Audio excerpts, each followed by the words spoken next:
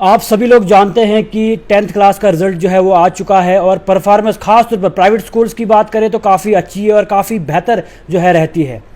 अभी हम green model higher secondary school Doda में मौजूद है और यहाँ के बच्चों की परफॉर्मेंस की अगर हम बात करें तो 98% से अबो 3 बच्चे यहाँ पर हैं, 95% से अबो 25 बच्चे हैं, 90% से अबो 45 बच्चे हैं, 80% से अबो 89 है और 75% से अबो जो है 119 बच्चे हैं। यानी साफ तौर पर यही कि यहाँ का रिजल्ट जो है काफ़ी अच्छा है। यहाँ के बच्चों ने काफ़ी ज़्यादा मेहनत की और ख़ास तौर पर यहाँ के स्टाफ ने किस तरह की मेहनत करवाई, उसी सब पे बातचीत करने के लिए हमारे साथ जुड़े हैं MD green model higher secondary school Doda के ओपी चंडेल सर। इनसे बातचीत करेंगे और जानने की कोशिश करेंगे। सर, सबसे पहले मुबारकबाद आपको। थैंक यू गत्तू साहब, और स्ट्रेट लाइन का मैं शुक्रिया अदा करता हूं कि आप लोग यहां पे आए और हमारी बात लोगों तक पहुंचेगी आपके ज़रिए से और बच्चों की हौसला अफजाई होगी। Thank you sir. तो उसके अलावा सर आपसे जानने की कोशिश करूंगा, लगातार green model higher secondary school की बात करें तो रिजल्ट जो है काफ़ी अच्छा होता है, चाहे वो 12th की बात करें या 10th की बात करें। हाल ही में जो है 10th का रिजल्ट भी निकला और 98% से अबो जो है रिजल्ट रहा है, तो कहीं ना कहीं काफ़ी खुशी की बात है, खासतौर पर चुनाव वैली के लिए और इस डोडा डिस्ट्रिक्ट के लिए।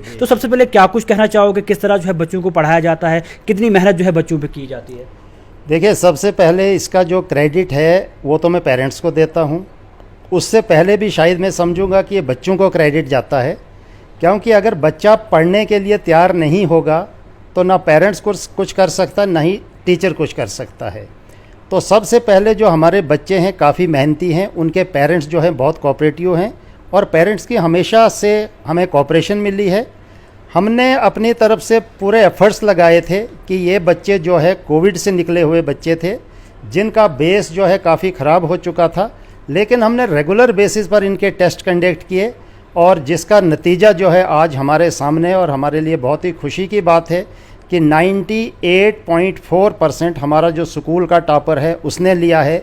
क्योंकि आजकल क्या होता है, जो 10th की गज़ट आती है ना तो उसमें स्कूलों के नाम होते हैं कि किस स्कूल की क्या परफॉर्मेंस है, और ना ही ऐसा कुछ वहाँ से मिलता है, तो वहाँ पूरी गज़ट देखनी पड़ती है हमको कि भाई टॉप किसने किया है।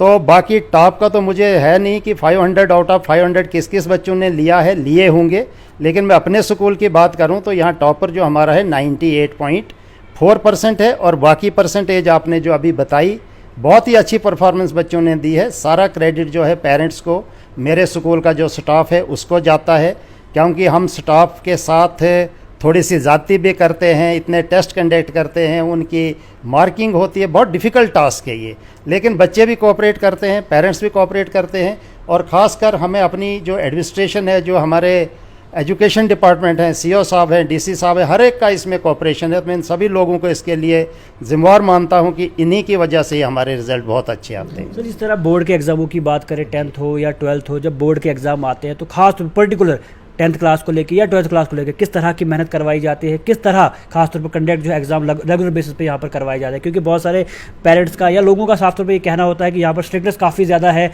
यहाँ पर जो है बिल्कुल टाइटनिंग काफ़ी ज़्यादा होती है, लेकिन उसके बावजूद भी यहाँ पर जो है एक्टिविटीज़ भी कराई जाती है और लगातार देखने में आता है कि एक्टिविटीज़ भी होती है, लेकिन उसके बावजूद बहुत ज़्यादा मेहनत यहाँ पर होना, इस सब पर आपका क्या कहना है?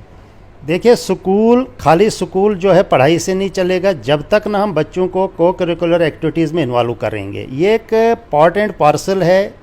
पढ़ाई जो है 3, 4, 5 घंटे या जो टाइम पीरियड होता है उसको मैनेज करना है, ये एडमिनिस्ट्रेशन का काम है। स्कूल की जो एडमिनिस्ट्रेशन है उसको देखना है कि मुझे बच्चे को पढ़ाई में भी ठीक रखना है, उसका पढ़ाई का भी नुकसान नहीं होना चाहिए, और फिज़िकली बच्चे को फिट रखना है, हर ढंग से उसकी डेवलपमेंट देखनी है। तो इसके लिए एक अपना तरीका है हमारा। जैसे अभी आजकल हम क्या कर रहे हैं, मॉर्निंग में हमारा टेस्ट होते हैं बच्चों के, उसको हम कहते हैं प्रिपरेटरी टेस्ट। आजकल पीरियडिकल टेस्ट चले हैं, जो नई हमारी एजुकेशन पॉलिसी है, न्यू एजुकेशन पॉलिसी। तो सुबह 40 मिनट का एक छोटा सा टेस्ट होता है, यानी जो एक मंथ में हम सिलेबस पढ़ाते हैं, नेक्स्ट मंथ में उसका टेस्ट है, नेक्स्ट मंथ में जो पढ़ाएंगे उसका अगले मंथ में टेस्ट होगा, उसके अगले में जो। तो इस तरह से कंटिन्यूटी में बच्चे भी प्रिपेयर करते रहते हैं और आहिस्ता आहिस्ता ये एग्ज़ाम के लिए तैयार होते रहते हैं। और जैसे सितंबर हमारा स्टार्ट हो जाएगा उसके बाद हम इनके कुछ तो 25% सिलेबस का लेंगे, फिर 50% सिलेबस का लेंगे, और एंड में 3 या 4 हम प्री बोर्ड एग्ज़ाम लेते हैं और उसमें एग्जैक्ट रिज़ल्ट हमारे पास आ जाता है और हमें पता होता है कि हमारा रिज़ल्ट जो है कितने % आने वाला है। जैसे हमारा 12th में 75% रिज़ल्ट रहा, लेकिन उसमें जहाँ तक मेरी अपनी भी असेसमेंट थी तो वो यही थी कि 60 या 65% आएगा, क्योंकि हमने जितने भी टेस्ट लिए, जो भी मेहनत की बच्चों के साथ, तो रिज़ल्ट काफ़ी पुअर आता था। रीज़न उसका था ये कि इन बच्चों ने ना तो 9th पढ़ी ना 10th पढ़ी। कोविड में इनका बहुत लॉस हुआ था, तो उसकी एक्सपेक्टेशंस जो हमें कम थी और उसकी वजह से हमारा रिज़ल्ट थोड़ा सा डाउन रहा। लेकिन इस साल जो बच्चे अब 11th से 12th में गए हैं, मैं आपके माध्यम से ये कहना चाहूँगा कि अगले साल हमारा रिज़ल्ट 10th का भी और 12th का भी 100% रहेगा सभी क्लासों सर, उसके अलावा बहुत सारे बच्चे जो है खास स्कूल्स को छोड़ के जो है कोचिंग पे ज़्यादा ध्यान देते हैं, यानी हम कोचिंग्स करेंगे, बाहर पढ़ेंगे। तो इस सब पे आपका क्या कहना है? देखिए, मैं तो इस बार जितनी हमने एडमिशनें की, हर एक पेरेंट को मैंने स्कूल में बुलाया, विदाउट पेरेंट्स के हमने किसी को एडमिशन नहीं दी। और हमने पेरेंट्स को यही कहा कि आप कोचिंग से अपने बच्चे को हटा लीजिए, क्योंकि जब तक बच्चा, जब अगर वो स्कूल में पढ़ रहा है तो फिर कोचिंग में क्यों जाना है। पहले तो वो सुबह स्कूल आता है, 8 बजे से लेकर 2 बजे तक स्कूल में पढ़ता है, उसके बाद वो एक किताब पकड़ के दर बिदर गलियों में होता है। अगर वो जब तक खुद नहीं पढ़ेगा तो उसको आप 50 जगह कोचिंग भेजो, क्या फ़र्क पड़ रहा है उससे? वो तो कोई फ़ायदा नहीं उसका। कोचिंग को मैं कहता हूँ कि अवॉइड करना चाहिए। उसके बदले बच्चे को 1-2 घंटे का रेस्ट दे दो। उसके बाद बोलो बेटा, जो आपने स्कूल में पढ़ा है उसको रिवाइज करो, उसको पढ़ो, थारो स्टडी करो बुक्स की, बस उतनी ज़रूरत है। कहीं कोचिंग पे जाने की ज़रूरत ही नहीं है। मैं तो सजेस्ट करता हूँ, सभी बच्चों को भी कहता हूँ कि बेटा कोचिंग छोड़ो, 1 मंथ छोड़ के देखो, अगर आपको बेनिफिट नहीं होगा तो मुझे बता देना। सर, क्योंकि बहुत सारे बच्चे यहाँ से, खाली यहाँ की बात नहीं, यहाँ से जम्मू जाते हैं कोचिंग करने, और खास तौर पर पेरेंट्स की ही सपोर्ट रहती है, हाँ बेटा आप जाओ। तो क्या लगता है कहीं ना कहीं गलती पेरेंट्स की भी होती है, क्योंकि जो बच्चे कोचिंग पे गए उनका रिजल्ट भी वैसा ही रहता है, जो स्कूल में पढ़ रहे हैं उनका उससे ज़्यादा अच्छा रहता है। तो क्या लगता है गलती कहीं ना कहीं? देखिए, ये तो डिपेंड करता है पेरेंट्स पे। अब जम्मू की अगर मैं बात करूं या कोई बाहर बच्चों को भेजता है, तो वो कोई एक्सेप्शनल बच्चा अगर नीट वगैरह की कोचिंग के लिए जाए तो कोई बुराई नहीं है। लेकिन अब कुछ ऐसे बच्चे भी कोचिंग के लिए जाते हैं कि वो पहले कोचिंग में जाते हैं, वहाँ लाख लाख रुपया देते हैं, बाद में उनका रिज़ल्ट फेल होता है, उनके 12th उनसे पास नहीं होती। इस किस्म की कोचिंग नहीं चाहिए। कोचिंग अगर किसी ने करवानी है, नीट, JEE वगैरह, तो कम से कम अपने स्कूल के हेड ऑफ़ द इंस्टीट्यूशन से, टीचरों से मिलो, उनसे पूछो कि बताओ जी ये हमारा बच्चा है, हम इसको किस लाइन पे ले जाएं। जो गाइडलाइन टीचर दे सकता है, head of the institution they सकता है बच्चे के बारे में, शायद वो उतनी जानकारी पेरेंट्स को भी नहीं होती है कि हमारा बच्चा कैसा है। सर, उसके अलावा एक और चीज़ आपसे जानना चाहूँगा, गवर्नमेंट स्कूल्स को लेके और प्राइवेट स्कूल्स को लेके, क्योंकि गवर्नमेंट स्कूल्स में भी जो है टीचर्स काफ़ी अच्छे होते हैं, प्राइवेट स्कूल्स में भी अच्छे होते हैं, वहाँ पर भी प्रोग्राम्स होते हैं, यहाँ पर भी प्रोग्राम्स होते हैं, लेकिन क्या वजह रहती है वहाँ पर जो है रिजल्ट फिर भी कम आता है और प्राइवेट स्कूल्स में काफ़ी अच्छा रहता है? देखिए, इसकी एक ही वजह है, अकाउंटेबिलिटी, पूछताछ की कमी है। हेड ऑफ़ द इंस्टीट्यूशंस की थोड़ी सी शायद गलतियाँ होती हैं, और कुछ भी कमी नहीं है। हमारा गवर्नमेंट स्कूलों में जो स्टाफ है, हाईली क्वालिफाइड स्टाफ है, मेहनती लोग हैं, लेकिन इसमें सभी का थोड़ा थोड़ा कसूर है, थोड़ा सा गवर्नमेंट का भी है। कहीं बेचारे टीचरों की ड्यूटियां लगती रहती हैं, इलेक्शन में इधर उधर, तो साल भर वो बिज़ी रहते हैं। उसके अलावा बच्चे जो गवर्नमेंट स्कूलों में हैं, शायद उनको थोड़ा सा स्ट्रिक्टनेस नहीं होती। अगर स्ट्रिक्टनेस होगी, अकाउंटेबिलिटी होगी, टीचर टेस्ट लेगा, head of the institution teacher से काम लेगा, तो रिज़ल्ट क्यों नहीं आएगा? कोई भी स्कूल ठीक हो सकता है, ऐसा कुछ नहीं। वो भी तो बच्चे हैं, वही बच्चे इधर भी हैं, यही बच्चे हमारे ही बच्चे हैं सब, ऐसी कोई बात नहीं है। तो इसमें सिर्फ और सिर्फ एक ही कमी है कि अकाउंटेबिलिटी नहीं है, पूछताछ की कमी है। डिपार्टमेंट की भी कुछ कमज़ोरियाँ इसमें हैं, कहीं पे स्टाफ नहीं होता। अगर आप मुझे बताइए, एक हायर सेकेंडरी स्कूल में मेडिकल सब्जेक्ट है, वहाँ पे ना फिज़िक्स का टीचर है, ना केमिस्ट्री का है, ना बायो का है, तो एंड में फेल नहीं तो और क्या पास होंगे वो बच्चे? कहाँ से पास होंगे? ये तो एक किस्म का जुल्म है इन बच्चों के साथ, जो भी ये हायर सेकेंडरीज हमारी बनी है जहाँ पे स्टाफ नहीं है। हाँ, जहाँ पे स्टाफ है, अगर वहाँ पे रिज़ल्ट कम आ रहा है तो उसमें तो उसकी जिम्मेवारी तो सबकी बनती है, टीचर्स की भी बनती है, हेड ऑफ़ द इंस्टीट्यूशन की भी बनती है, CO साहब की भी, हर एक की बनती है।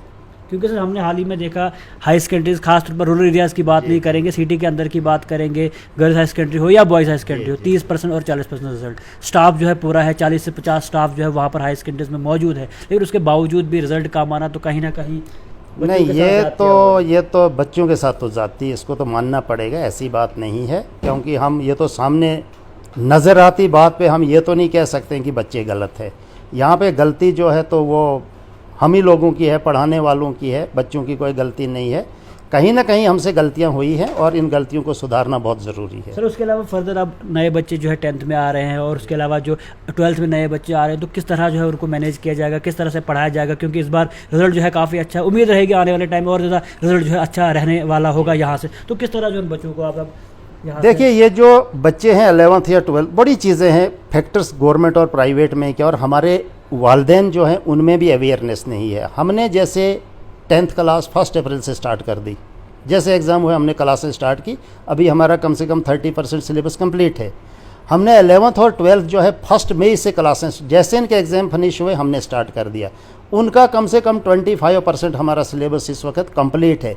अब कुछ लोग आ रहे हैं हमें एडमिशन दो, अब हम किसी को एडमिशन नहीं दे रहे हैं।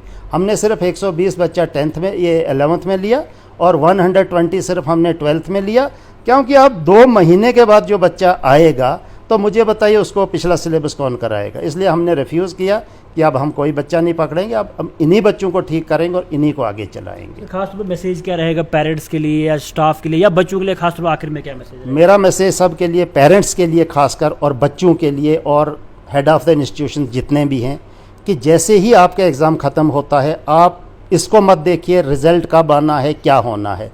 आप पेरेंट्स को मैसेज भेजो, उनको कांटेक्ट करो, उनको बोलो कि बच्चे को स्कूल भेज दो, उनकी क्लासें कंटिन्यू कर दो। भले ही जब रिज़ल्ट निकले 2 मंथ्स के बाद फेल हो जाएं, कोई बात नहीं है, लेकिन जो उसमें पास होने वाले हैं या जो ठीक हैं बच्चे, कम से कम वो पढ़ें।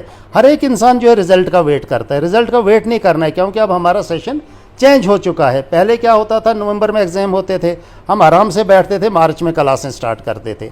लेकिन अभी वो सिस्टम चला गया, हमने टाइम भी बचाना है, वक्त कम है, इसलिए हमको रिज़ल्ट का वेट नहीं करना चाहिए, हमें इमीडिएटली अपनी क्लासें स्टार्ट करनी चाहिए। और बहुत स्ट्रिक्टली पेरेंट्स को ये मैसेज जाना चाहिए कि आप अपने बच्चों को घर में मत बिठाइए, उनको स्कूल में भेजिए, और टीचरों को अपनी क्लासें लेनी चाहिए, बच्चों को प्रॉपर ढंग से पढ़ाना चाहिए, इस ढंग से कि ये बच्चे जो हैं ये अब 11th या 12th पास कर चुके हैं, अगली क्लास में बैठने के लायक ये बच्चे हैं। ये मैसेज है मेरा सब। तो आखिर में एक और चीज़ जानना चाहूँगा, बहुत सारे बच्चे ऐसे होते हैं जो पूरे साल जो है मस्ती करते हैं, फिर ये सोचते हैं कि हम आखिर में जो है पढ़ेंगे और उसके बाद हम अच्छे नंबर लेंगे। तो क्या ये पॉसिबल है पूरे साल बैठना और आखिर में ये सोचना कि हम काफ़ी अच्छा कर पाएंगे?